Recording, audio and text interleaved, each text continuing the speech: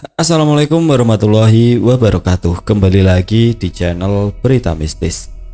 Untuk kisah kali ini masih melanjutkan dari kisah yang sebelumnya, yaitu sebuah kisah yang berjudul Setra Ganda Mayit dari tulisannya akun Twitter yang bernama Dioseta.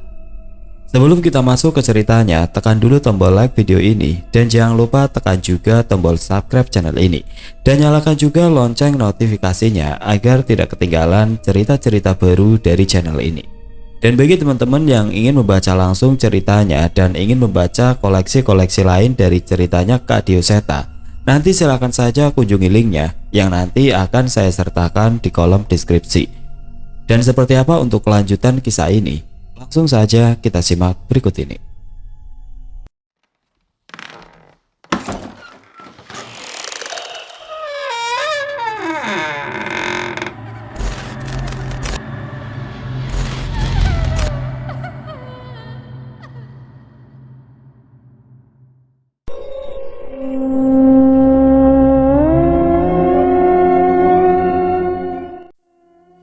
Padepokan Ki Jaya Talun, sebuah nama yang seharusnya sudah berubah semenjak kepergian sang dalang. Namun Sena masih tetap mempertahankan nama itu dan bahkan menggunakan nama panggung Ki Joyo Sena untuk mengenang mendiang ayahnya. Megahnya padepokan ini sudah tidak lagi terlihat semenjak matahari tenggelam dan berganti dengan bulan purnama merah yang seolah mengawasi tempat ini. Cahyo, itu kepala. Wajah Sena terlihat panik. Ia melihat sosok pasukan kepala tanpa badan, berambut panjang, melayang mendekati pendopo. Cahyo segera keluar memastikan sosok itu. Saat tepat ketika kepala itu semakin dekat, seketika kobaran api menyelimutinya. Mereka tertawa terkekeh-kekeh, bersiap menerjang ke arah Cahyo. Dengan tinggi lompatan yang tidak masuk akal, Cahyo berhasil menghindari sosok itu sembari mengambil beberapa kerikil di tanah. Ia membacakan mantra pada kerikil-kerikil itu dan melemparkannya ke tanah yang jauh dari dirinya. Anehnya, sosok kepala yang terbakar itu tidak lagi menyerang Cahyo, dan mereka terus menghantamkan dirinya ke kerikil-kerikil yang telah dibacakan mantra oleh Cahyo. Belum sempat membereskan demit-demit itu, seketika seluruh anggota kelompok Wayang Sena dikagetkan dengan sosok ular-ular besar yang tiba-tiba sudah berada di atap dan sekitar rumah. Mas Sena, kita dikepung, sekeliling padepokan dikelilingi ular, teriak mereka. Pak Le pun ikut keluar bersama teman barunya yang bernama Pak Wajah. Mereka pun memastikan di mana saja ular-ular itu berada. Pak Jul, bantu Pak Le, perintah Pak Le. Pak Le membacakan mantra, sedangkan Pak Wajah mendentingkan sebuah cawan kuningan yang suaranya meresahkan demit-demit dan ular-ular itu. Bau yang menyengat dari mantra Pak Le dan suara dentingan itu berhasil membuat ular-ular itu menjauh. Namun mereka masih mengepung rumah seolah tidak ingin memberikan kesempatan kami untuk pergi. Hati-hati Pak Le, jangan lawan ular itu dengan api, perintah Cahyo. Pak Le menahan serangannya dan memikirkan cara yang berbeda. Api tidak mempan. Bukan Pak Le, kalau gosong kulitnya nggak laku dijual ke Magetan, balas Cahyo. Seketika sendal cepit tua yang ikatannya hampir putus melayang tepat ke arah Cahyo tanpa pernah meleset. Magetan gundulmu, teriak Pak Le. Cahyo pun mengelus-ngelus kepalanya tempat sendal cepit itu mendarat. Kan lumayan Pak Le, gerutunya. Namun Cahyo segera terdiam setelah melihat Pak Le sudah menggenggam sendal satunya. Pak Wajah terlihat tertawa melihat tingkah mereka berdua. Entah Pak Wajah akan betah melihat tingkah konyol mereka berdua. Pak Le pun kembali membaca mantra. Tidak lama setelahnya, kabut putih melingkupi ular-ular itu dan membuat sebagian dari mereka tertidur. Kok nggak jadi pakai amalan api Pak Le? Tanya Sena. Pak Le pun pura-pura sibuk dengan tas kainnya. Sayang, kalau kulitnya rusak nggak laku dijual, ucapnya dengan wajah polos. Sena ikut tertawa mendengar perkataan Pak Le. Siying, kili kulitnya risik, giliki dicil, ledek Cahyo sambil memonyongkan bibirnya membalas perbuatan Pak Le. Dan tentu saja kalian sudah tahu apa yang terjadi selanjutnya kan? Ya betul, Cahyo berhasil mendapatkan satu sendal jepit yang tersisa tepat di kepalanya. Di tengah tingkah konyol mereka, sebenarnya mereka sadar dengan bahaya apa yang akan dihampiri mereka selanjutnya. Jauh dari pandangan mereka, terlihat beberapa pohon tumbang bersamaan dengan datangnya sosok-sosok besar mengarah ke padepokan. "Buto Pak Le," ucap Cahyo. "Jangan gentar, ini baru salam perkenalan dari mereka," ucap Pak Le. Mereka pun bersiap menghadapi makhluk apapun yang akan menyerang padepokan. Belakangan ini baru diketahui, rupanya Asimat Wayang Durga yang menjadi pusaka padepokan ini lebih dari sekedar jimat biasa. Mereka membutuhkan Azimat itu untuk mengundang berbagai demit yang berasal dari kuburan paling mengerikan di dunia dan seluruh zaman, Setra Ganda Mayit. Benda itu menjadi satu syarat bangkitnya kerajaan dedemit itu. Saat sosok-sosok mengerikan itu telah berkumpul, kini saatnya mereka merebut benda itu dan siap menyerbu padepokan Ki Joyo Talun. Tapi bukan hanya demit-demit itu saja yang menuju padepokan Sena. Beberapa orang sedang menuju ke padepokan Sena dari berbagai wilayah. Orang-orang itu mendapatkan firasat bahaya dengan berbagai cara, dan mereka tidak akan membiarkan orang-orang yang melindungi Azimat itu bertarung seorang diri. Melewati perbatasan Jawa Barat, suara rem mobil berdecit membuat badan mobil itu hampir saja terpental dan menabrak pembatas jalan. Bukan tanpa sebab, Jagat terpaksa menekan rem mobilnya mendadak saat tengah melintas di tengah jalan. Langit masih memerah saat itu, namun mereka dihentikan oleh sosok nenek yang tingginya hampir 3 meter dan berjalan dengan menyeret kakinya mendekati mereka. "Dirga, kamu ngelihat itu juga kan?" tanya Jagat. "Iya mas, itu nenek jangkung," balas Dirga. Jagat menoleh pada Dirga. Ia tidak menyangka Dirga mengetahui tentang sosok itu. "Enggak mas, Dirga ngarang. Nenek-nenek badannya tinggi. Ya panggil aja nenek jangkung," ucap Dirga dengan wajah polos sambil terus memperhatikan makhluk itu. Jagat hanya tersenyum kecut mendengar ucapan iseng Dirga itu. "Ya sudah, turun dulu," ucap Jagat. Jagat pun merapikan posisi mobilnya, mengambil peralatan dan keluar dari mobil bersiap menghadapi makhluk itu. Sayangnya, hal yang tidak mereka sangka terjadi. Tepat saat mereka keluar dari pintu mobil, jauh di belakang mereka sudah ada sosok anak-anak kecil berlumuran darah dengan cakar yang panjang bersiap menyerang mereka. "Mas Jagat, di mana ini mas?" tanya Dirga yang mulai panik. "Cuma kurang beberapa jam lagi untuk sampai ke tempatnya Mas Cahyo," ucap Jagat. Dirga mengatur nafasnya sambil bersiap memegang kerisnya. Sementara itu nenek jangkung itu sudah bersiap menangkap mereka dengan tangannya yang menjuntai hingga ke tanah. "Kayak biasa Dirga," ucap Jagat. Dirga menoleh ke arahnya. Belum sempat bertanya, Jagat pun berteriak, "Kabur!" Saat itu juga Jagat menarik tangan Dirga dan membawanya lari menuju sebuah tempat di hutan di pinggir jalan yang ia lewati. "Kabur sih kabur mas, tapi jangan ke tengah hutan juga, nambah masalah ini," ucap Dirga yang semakin panik. "Sudah, ikutin dulu, jaga-jaga sisi belakang," jelas Jagat. Makhluk-makhluk itu pun mengejar Jagat dan Dirga.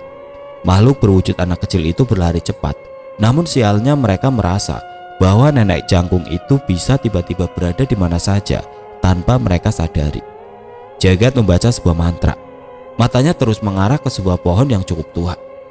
Ada yang aneh pada pohon itu, ada sedikit kabut di bawahnya. Dan anehnya lagi, setiap Jagat terus membaca mantranya, kabut itu menjadi semakin pekat dan pekat. "Lompat ke kabut itu," perintah Jagat. Kini Dirga mengerti, rupanya Jagat sudah merasakan adanya gerbang gaib di tempat itu. Dengan kemampuan Jagat, ia bisa memasuki tempat itu entah untuk bersembunyi atau berpindah ke tempat yang aman. "Dingin mas, ini lapis keberapa?" tanya Dirga. "Entah, mungkin lapis kedua," balas Jagat sambil berusaha menutup gerbang itu.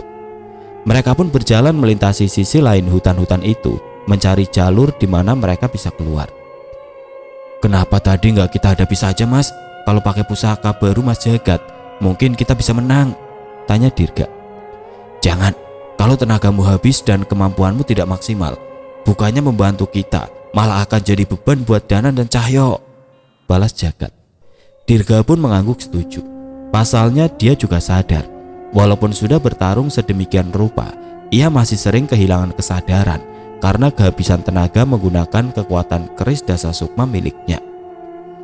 Pokoknya, kita harus cari jalan keluar secepatnya dari sini. Kita harus sampai di sana sebelum pertempuran besar terjadi di sana. Mereka pun mempercepat langkah mereka dan mencari cara untuk tiba di tempat Cahyo dengan cepat. Desa Lembah Keramat.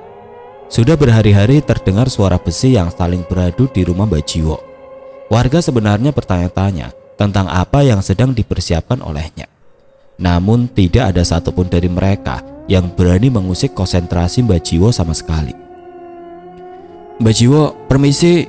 Seorang perempuan mengetuk pintu rumah Mbah Jiwo di malam hari. Mbah Jiwo yang mengenal suara itu segera menghentikan pekerjaannya. Ia membersihkan tubuhnya dan bergegas membuka pintu. "Ismi, kamu sama siapa?" tanya Mbah Jiwo. "Sama Dimas dan Rumi, itu lagi ngasih salam ke yang lain," ucap Ismi sambil menunjuk ke arah kedua orang itu yang seolah berinteraksi dengan sosok tidak kasat mata di sana. Mbah Jiwo pun keluar dan memanggil kedua orang yang juga sudah ia anggap sebagai cucunya sendiri. "Dimas, Rumi," ucapnya sambil melambai. Wajahnya terlihat tersenyum lebar melihat kedatangan ketiga orang itu. "Ayo, masuk dulu saja, sudah malam," ucap Mbah Jiwo. Mereka pun menurut dan segera masuk ke rumah. Ismi berinisiatif ke dapur membuat minuman hangat untuk menemani perbincangan mereka yang sepertinya akan panjang. Dimas dan Rumi bercerita banyak tentang masa kuliahnya dan ceritanya sehari-hari yang berhasil membuat Mbah Jiwo sesekali tersenyum. Setelah pertemuan mereka, Dimas, Rumi, dan Ismi sebenarnya cukup sering mampir ke rumah Mbah Jiwo sekedar menikmati udara desa sambil menengok keadaannya. Tapi untuk kali ini, tujuan mereka berbeda.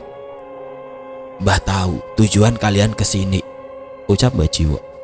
Mereka bertiga pun terdiam. Mereka bingung ingin memulai dari mana. "Aku dapat mimpi, Mbah," buka Dimas. "Rasanya seperti ada bahaya yang besar. Sepertinya Danan dan Pak Le terlibat dengan hal itu." Mbah Jiwo hanya menghela nafas dan memperhatikan ketiga cucunya tersebut. "Tapi Mbah gak mungkin mengizinkan kalian ke sana. Selain berbahaya, tidak ada juga yang bisa kalian lakukan di sana," ucap Mbah Jiwo. Rumi mendekat dan pindah duduk di samping Mbah Jiwo.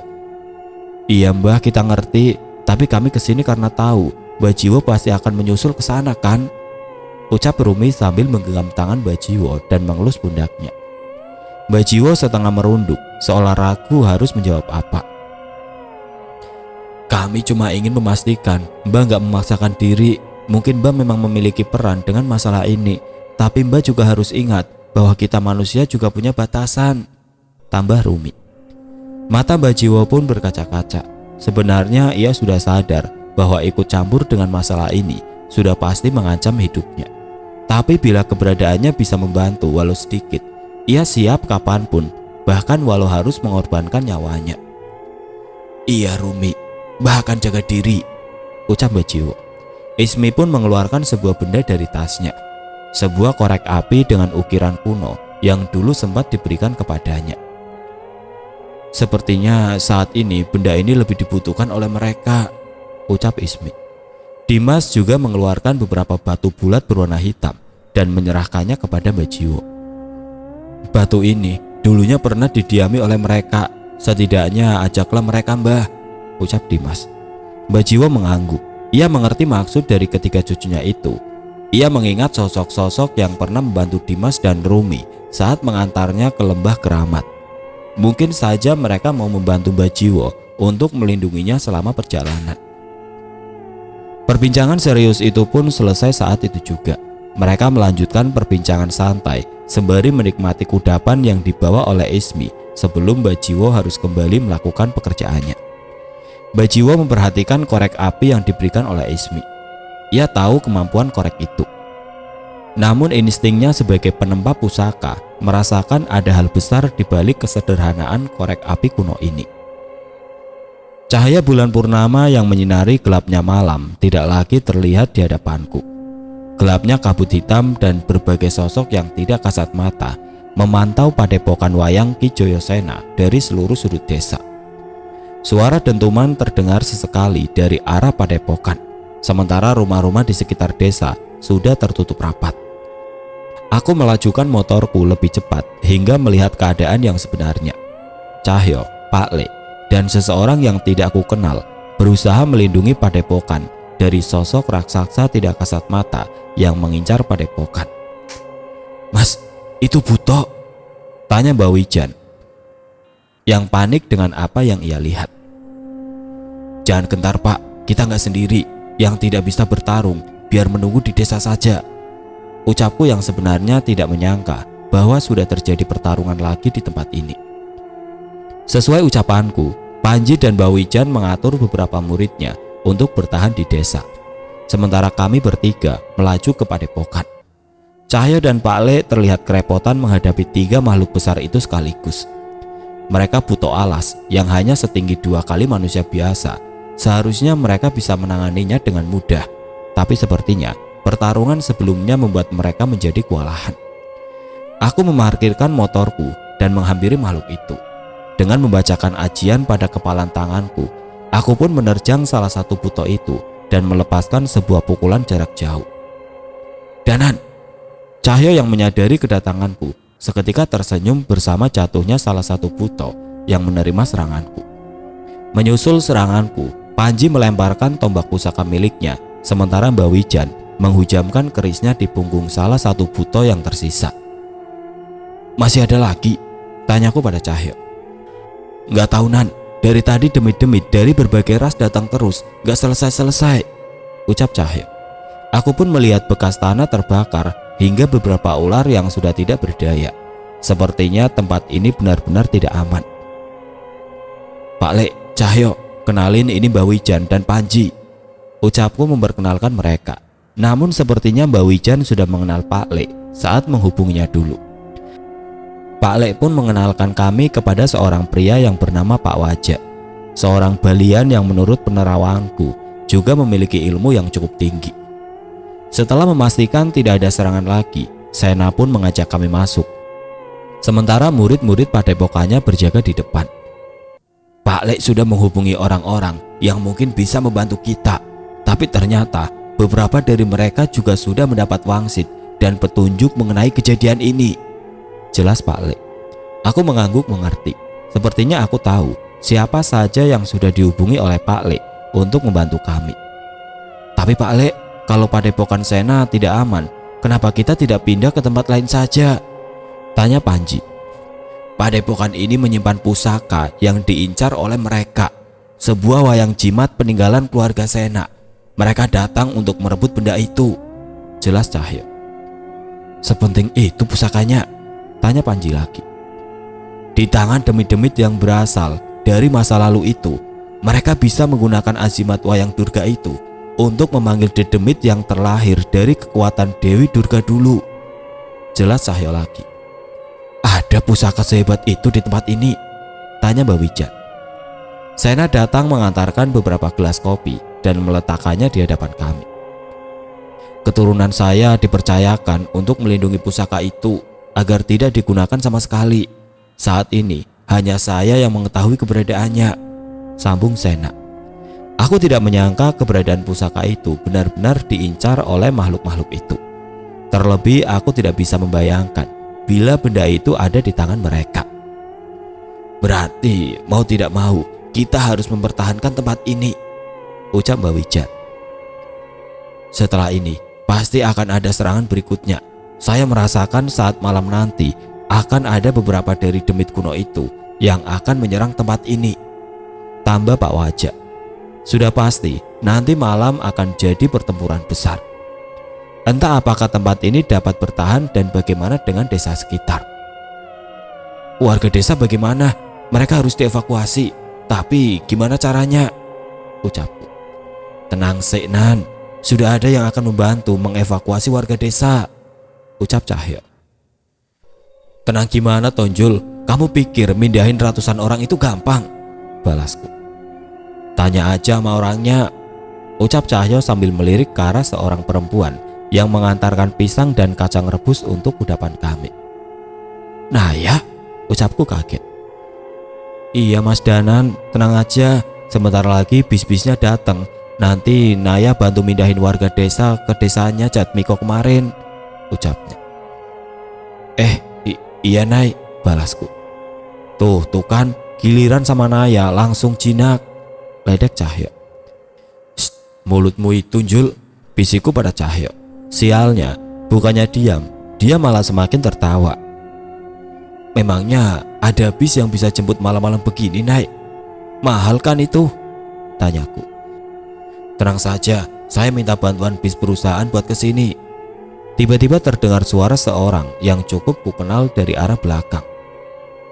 Nyai Kanjeng, ucapku yang kaget melihat kemunculannya.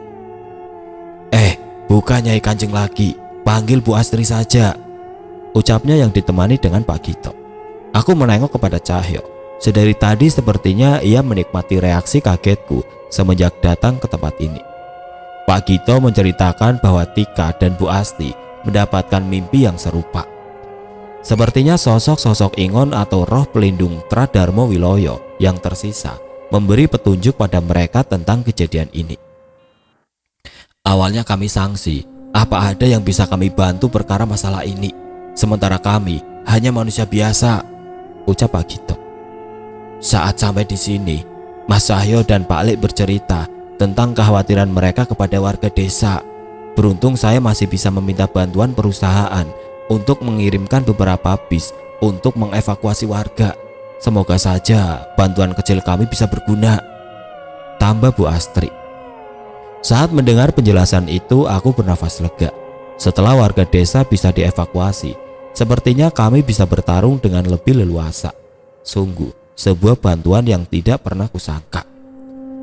Baru beberapa saat menikmati kudapan yang dibawanya, tiba-tiba terdengar suara dering telepon yang segera diangkat oleh Bu Astri.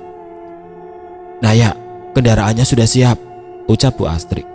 Oh iya Bu, Naya juga sudah siap, kita langsung saja, balas Naya. Kami pun mengecek keadaan di luar dan memastikan tidak ada makhluk apapun yang akan menyerang mereka. Ada beberapa makhluk yang mengintai, tapi sepertinya mereka tidak berniat untuk menyerang. Saat kondisi sudah aman, aku mengantarkan mereka bertiga hingga perbatasan desa di mana sudah tidak ada lagi makhluk yang berkeliaran. Naya, doain Mas ya, semoga Mas dan yang lain bisa melewati malam ini dengan selamat, ucapku.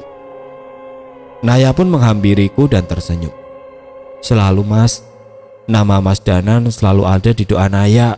Belum pernah sekalipun Naya lupa mendoakan Mas Danan sejak kita bertemu, ucapnya. Seketika wajahku memerah mendengarnya. Makasih ya Naya, ucapku dengan jantung yang berdegup semakin kencang. Mas Danan pasti selamat, harus selamat, soalnya Mas masih utang satu hal sama Naya, ucapnya. Utang apa Naya? Tanyaku bingung. Mas masih lupa tentang pertemuan kita waktu kecil dulu di desa Kadimaya kan? Ucapnya. Naya mengambil sesuatu dari rambutnya, seperti hiasan rambut berbentuk sisir kuningan yang biasa ia kenakan saat berdandan sebagai sinden. Ia pun mengambil tanganku dan meletakkan benda itu ke telapak tanganku. Kembaliin ke Naya besok ya Mas, nanti Naya ceritain kalau Mas nggak bisa ingat pertemuan pertama kita, ucapnya. Malam yang tadi terasa mencekam seketika terasa begitu hangat dengan ucapan Naya. Aku pun tidak rela melihat Naya meninggalkanku. Tidak ada yang dapat aku berikan kepadanya selain kecupan di kening dan doaku akan keselamatannya. Aku tahu, tidak hanya aku yang sedang berjuang. Naya juga punya perjuangannya sendiri untuk memastikan warga desa aman setidaknya sampai besok. Namun hiasan rambut Naya ini sudah lebih dari cukup untuk memasakku terus bertahan hingga berhasil mengalahkan demit-demit itu. Saat aku kembali ke padepokan, Pak Lek dan yang lain terlihat sedang membicarakan hal yang semakin serius. Keraton Segoro Kidul, Alas Wetan, Giri Kulon, dan Pantai Utara, apa tidak ada pergerakan dengan kejadian ini? Ucap Mbak Wijan. Keberadaan kerajaan demit ini sepertinya tidak mengganggu wilayah mereka. Lagipun tidak benar bila kita mengharapkan bantuan mereka, balas Pak Lek. Mbak Wijan mengangguk. Keberadaan 4 keraton itu kadang memang sering menjadi acuan para pencari ilmu. Namun keberadaan mereka hanya bersifat sebagai guru yang memberi petunjuk, bukan sosok yang akan turun langsung menghadapi hal seperti ini. Hari semakin malam. Belum ada tanda-tanda serangan lagi dari makhluk-makhluk itu. Naya pun sudah mengirim pesan padaku bahwa warga desa sudah diberangkatkan menuju desa Jatmiko yang tidak jauh dari desa ini. Aku menoleh ke arah Cahyo. Ia terlihat tidur di tikar ujung. Sepertinya ia memang cukup lelah, tapi sepertinya ini pertama kalinya aku melihat Cahyo tertidur di saat seperti ini. "Jul, bangun Jul, tidur di dalam aja, ntar masuk angin," ucapku berusaha membangunkannya. Namun ia tidak terusik sama sekali. Aku merasa ada sedikit hal yang aneh. Biasanya Cahyo tidak pernah melupakan sarungnya ketika tidur. Aku memastikan pergerakan matanya dan raut wajahnya terlihat cemas dan meneteskan keringat. "Jul, bangun Jul, sadar," ucapku sambil beberapa kali menepuk-nepuk wajah Cahyo, namun ia tidak bereaksi. Aku mencobanya lebih keras hingga menarik perhatian Pak Le dan yang lain. "Pak Jul, kenapa Nan?" tanya Pak Le. "Nggak tahu Pak Le, aneh, nggak bisa dibangunin, tidurnya terlihat gusar," ucapku panik. Pak Wajah sadar sesuatu dan segera mengambil tempat untuk memeriksa Cahyo. "Kita lengah, Mas Cahyo diserang," ucap Pak Wajah. "Diserang?" tanyaku bingung. Pak Wajah segera mengambil cawan kuningan beserta pemukulnya. Ia meletakkan benda itu di samping telinga Cahyo dan memukulnya hingga mengeluarkan suara dentingan. Ada mantra panjang yang ia alunkan mengikuti suara denting cawan itu. Cukup lama, tapi aku melihat reaksi Cahyo semakin panik dan gusar hingga tiba-tiba ia tersadar dan langsung terduduk. "Nan, Danan," ucapnya panik saat terbangun. Aku mendekatinya dan segera menangkap pundaknya. "Tenang Jul, tenang, tarik nafas dulu," balasku. Cahyo pun berusaha mengikuti ritme nafasku sebelum memutuskan untuk berbicara. Pak Le pun memberikan segelas air yang telah dibacakan doa dan setelahnya wajah pucat Cahyo perlahan mulai pulih. "Mimpiku gak wajar Nan, ada yang maksa aku buat ngebunuh kalian semua," ucap Cahyo. Aku pun menoleh pada Pak Wajah berharap ia bisa mengerti makhluk apa yang menyerang Cahyo. "Dulu sempat ada kasus di mana ada makhluk yang bisa membunuh lewat mimpi. Sudah lama sekali, tapi saya sendiri belum mengerti wujudnya," jelas Pak Wajah. "Tadi saya hanya memanggil kembali sukma Mas Cahyo dan berharap ia bisa melawan dan mendapatkan kesadarannya." Membunuh lewat mimpi, benar ada makhluk seperti itu? "Wujudnya nenek kerdil Nan. Ia selalu digendong di bahu kanan seorang kakek dengan posisi terbalik," jelas Cahyo. Aku ingat ciri-ciri itu. Dia adalah makhluk yang berhadapan denganku di kantor. Aku sama sekali tidak menyangka kekuatan dari nenek itu semengerikan ini. "Nyai Wijul, dia pemilik tusuk konde yang kubawa kemarin," jelasku. Belum sempat berbicara lebih banyak, tiba-tiba terdengar suara pintu didobrak dengan kencang. Seorang berbaju pemain karawitan menatap Sena dengan mata yang tertutup, namun raut wajahnya begitu aneh. "Mas Tono," ucap Sena. Ternyata dia adalah salah satu anggota padepokan Sena. "Di mana jimat itu? Kamu tidak bisa bohong. Aku merasakan kekuatan jimat itu di sini," ucap Mas Tono dengan suara seperti nenek-nenek. Pak Le segera menghampiri Mas Tono dan membacakan doa untuk mengusir sosok demit yang merasuki Mas Tono. Sayangnya itu tidak berhasil. "Percuma, aku tidak di sini. Tapi sebenarnya lagi tempatmu ini akan terjadi banjir darah," ucap Mas Tono. Aku perhatikan benar-benar keadaan Mas Tono. Dia tidak kesurupan. "Pak Wajah, mantra tadi lagi. Mas Tono gak kesurupan, dia tidur," panggilku pada Pak Wajah. Pak Wajah pun mengerti dan melakukan hal serupa seperti yang ia lakukan pada Cahyo. Dan benar saja, Mas Tono memberontak dengan keras karena kesadarannya sudah dikuasai lewat mimpinya. Beruntung ilmu Pak Wajah bisa memulihkan Mas Tono. Mas Tono terlihat bingung dan panik. Ia seolah tidak mengingat apapun yang terjadi dengan dirinya. "Nenek kerdil, pergi!" teriaknya panik. "Tenang Mas Tono, tenang." Aku berusaha menenangkannya dan memberikan segelas air. "Atur nafas dulu Mas Tono, jangan panik," ucap Sena. Iya Mas Sena." Saat Mas Tono sudah tenang, ia menceritakan hal serupa seperti yang diceritakan Cahyo. Ia memang tidak berniat untuk tidur, Namun entah mengapa ia tertidur tanpa sebab hingga dikuasai sosok Nyai Wijul. Ya sudah, kumpulin semua anggota di tempat ini biar kita saling jaga. Semakin malam akan semakin berbahaya, perintah Sena. Mas Tono pun setuju. Dan hampir 10 orang berkumpul di ruang tengah padepokan ini yang dari tadi menjadi tempat kami menunggu. Benar, wayang jimat itu ada di sini, Sena? Tanyaku sambil berbisik. Sena mengangguk, namun sepertinya ia tidak ingin menjawab lebih jauh lagi. Sementara itu Pak Le membukakan ayat-ayat suci dan meminta seluruh anggota padepokan Sena melakukan wiritan dengan membaca ayat-ayat tersebut. Belum lama setelah semua orang berkumpul di ruangan ini, tiba-tiba seluruh lampu di padepokan ini padam. Tidak hanya di padepokan, seluruh listrik di desa pun ikutan padam. Kali ini hanya cahaya bulan purnamalah yang menerangi seluruh desa. Mas, saya ambil senter dulu, ucap salah satu anggota Sena. Jangan ada yang keluar, ucap Mbak Wijan. Serangan sudah dimulai. Benar ucapan Mbak Wijan. Aku merasakan sesuatu yang mengerikan berdatangan dari luar. Beberapa dari kami menyalakan penerangan dari telepon genggam, sementara Sena mencoba menyalakan lampu minyak yang ada di ruangan yang biasa mereka gunakan untuk menerangi layar. Dari atap terdengar suara ular yang mendesis. Sayangnya suaranya tidak hanya berasal dari satu ekor ular. Sesekali melintas cahaya kobaran api terlihat melalui jendela. Benda itu mengitari bangunan ini berkali-kali. Kita keluar, Pak Le, tanyaku. Belum, sebentar lagi. Lawan kita yang sebenarnya baru akan datang sebentar lagi, ucap Pak Le dalam posisi meditasinya. Benar ucapan Pak Le.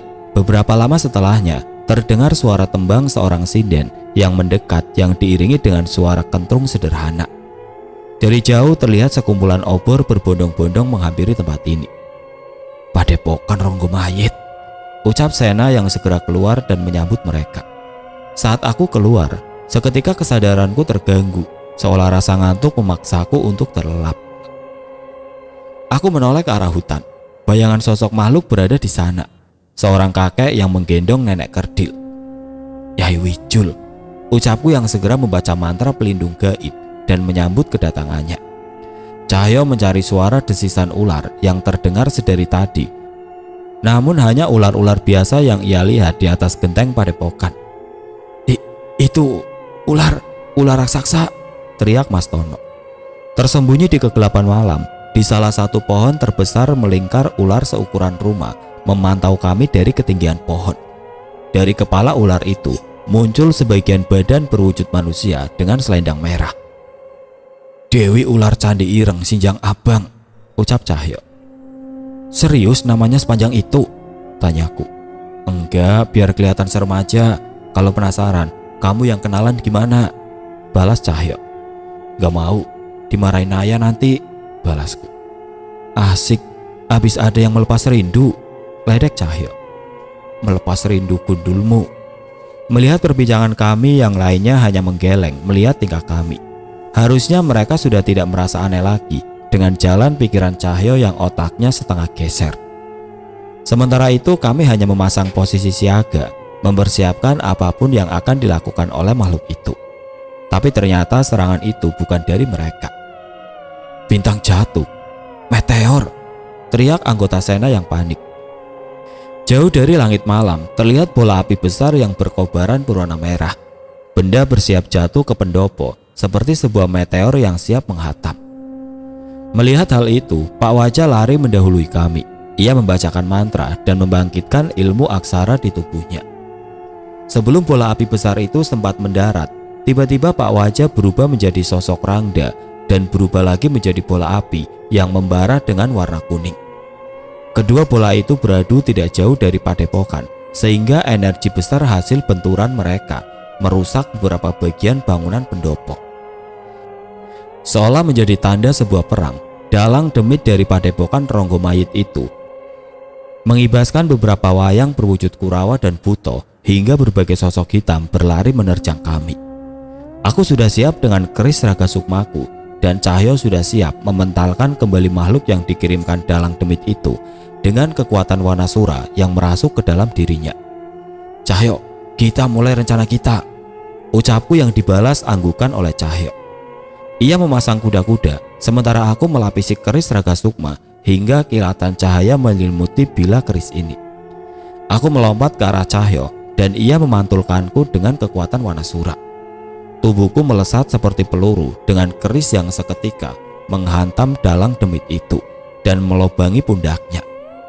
Salah satu tangannya terjatuh, terpisah dari badannya, bersamaan dengan besarnya lubang yang kubuat dengan keris Raga Sukma. Kamu pikir bisa membunuhku dengan ilmu seperti ini? Ucap dalang itu. Tidak butuh waktu lama, darah dan jaringan tubuh dalang itu kembali bergerak dan menyatu lagi dengan tubuhnya. Aku tidak memperdulikan ucapannya. Rencanaku yang sebenarnya harus kuselesaikan dalam beberapa detik. Tepat ketika dalang demit itu pulih, ia pun menoleh ke arahku. Bocah setan. Dalang demit itu terlihat murka dengan meninggalkan ragaku di salah satu pohon. Aku memisahkan sukmaku dan melesat secepat mungkin ke tumpukan-tumpukan wayang yang digunakan dalang demit itu. Ini adalah rencana Sena. Ia mengatakan dengan menggunakan keris Raga Sukma yang telah dituliskan aksara mistis. Seharusnya seranganku bisa menghancurkan wayang-wayang dalang itu agar ia tidak bisa menggunakannya. Saat aku berhasil melubangi hampir semua wayang yang ia bawa, seketika roh Buto dan Kurawa yang menyerang padepokan hilang seketika. Tapi tidak ada waktu untuk senang. Setelah ini aku harus kembali menghadapi seluruh pasukan padepokan Ronggomayit bersama pimpinannya itu. Di tempat lain, Cahyo melihat sosok Dewi Ular Purba itu meninggalkan pohon tempatnya memantau kami. Ia menghempaskan ekornya menghantam padepokan Sena. Cahyo melompat dengan kekuatan Wanasura dan menahan serangan ular itu. Namun, anehnya, Cahyo terpental dengan mudahnya. Jangan samakan kekuatanku dengan saat tertahan kekuatan runtuhan itu, ucap Dewi Ular itu. Dalam hitungan detik, seketika ekor ular itu membelah pendopo padepokan Sena menjadi dua bagian. Kayu-kayu dan puing-puing berterbangan ke segala arah dengan serangan makhluk itu. Sena, masih ada orang di dalam? Tanya Pak Lek khawatir. Tidak ada Pak Lek, semua sedang bertarung dengan anak buah dalang demit itu, ucap Sena. Sementara itu Mbak Wijan mengejar keberadaan Nyai Wijul yang bayangannya masih memantau kami dari jauh. Ia mengajak Panji untuk menyerang makhluk itu bersamaan.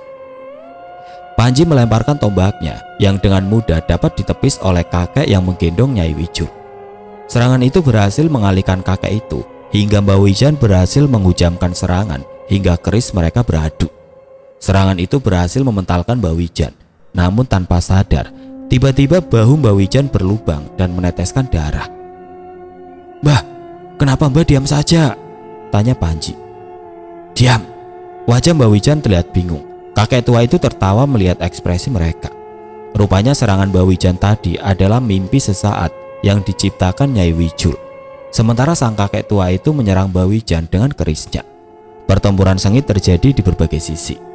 Tidak jarang suara ledakan terjadi di berbagai tempat. Tapi yang kutakutkan, aku masih mendengar suara tawa makhluk-makhluk itu, seolah saat ini mereka hanya mempermainkan kami saja. Tidak ada waktu untuk mengulur waktu. Aku pun menggunakan seluruh tenagaku untuk melontarkan tubuhku menyerang anak buah dalang demit itu, sembari memisahkan sukmaku untuk menyerang dan segera kembali untuk mengendalikan tubuhku. Dengan cara ini aku bisa menghadapi banyak musuh sekaligus. Sementara itu Pak Lek memanggil geni para loka andalanya dan memecahnya ke arah Mbak Wijan dan Cahyo yang sedang terluka. Ia terlihat bingung membagi konsentrasinya untuk memulihkan kami atau ikut bertarung. Bocah tolol, kalian tidak sadar tidak ada satupun kesempatan kalian untuk menang, ucap dalang demit itu. Dalang demit itu mengambil salah satu wayang berwujud rahwana di sebuah peti kayu. Kali ini ia mengibaskannya dengan cara yang aneh dan mengangkatnya setinggi mungkin sambil membaca sebuah mantra. Tidak lama setelahnya wayang itu berubah menjadi kabut hitam dan menyelimuti tubuh sang dalang dan membuatnya membesar dengan wajah menyerupai sosok Buto. Pakaiannya pun berubah seperti seorang raja di zaman pewayangan, persis seperti wayang yang dia angkat tadi. Tanpa sadar, tiba-tiba dalang itu sudah berada di depanku dan memukul dadaku dengan tangan kosong. Seketika aku mendengar suara retakan dari tulang rusukku bersamaan dengan muntahnya cairan merah dari mulutku. Serangan itu datang bertubi-tubi hingga rasa sakit menjalar ke seluruh tubuhku bersama dengan pudarnya penglihatanku. Melihat kejadian itu, tiba-tiba sebuah bola api kuning menyambar dalang itu dan melepaskanku dari serangan mematikan itu. "Mas, kita menghindar," ucap Pak Wajah yang kembali ke wujud manusia dan membawaku mundur dari medan pertempuran dalam wujud rangdanya. "Percuma, tidak ada satupun dari kalian semua yang bisa mengalahkanku, Ki Ronggo Kupolo," ucapnya dengan sombong sambil berjalan ke arah kami. Pak Le menerima tubuhku dari Pak Wajah dan segera memulihkan lukaku dengan geni baralokanya. Aku melihat ke arah sekitar. Ucapannya itu bukan gertakan. Cahyo kewalahan melawan ular besar itu hingga padepokan Sena hampir rata dengan tanah. Mbak Wijan dan Panji masih mencari cara menangani ilusi yang dibuat Nyai Wijul. Pak Wajah bisa menandingi pengguna ilmu leak itu. Namun dari jauh, ia melihat beberapa bola api yang bersiap menyerang desa ini lagi. "Jangan buang waktu, ambil wayang itu," perintah Dewi Ular Purba itu setelah berhasil memporak-porandakan padepokan Sena. Bola api merah yang berkobar mencoba menerobos padepokan. Namun sebelum mendekat, Pak Le membacakan sebuah mantra. Yang aku tahu, itu adalah mantra untuk mengaktifkan api hitam dari luka yang ia gores dengan bila hitam keris sukma geni. "Ah!"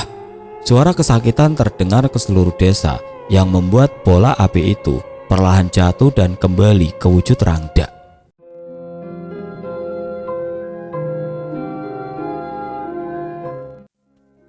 Oke teman-teman, sampai di sini dulu ceritanya. Nantikan kelanjutan kisah ini di video berikutnya. Agar tidak ketinggalan, klik tombol subscribe channel ini dan nyalakan lonceng notifikasinya. Wassalamualaikum warahmatullahi wabarakatuh.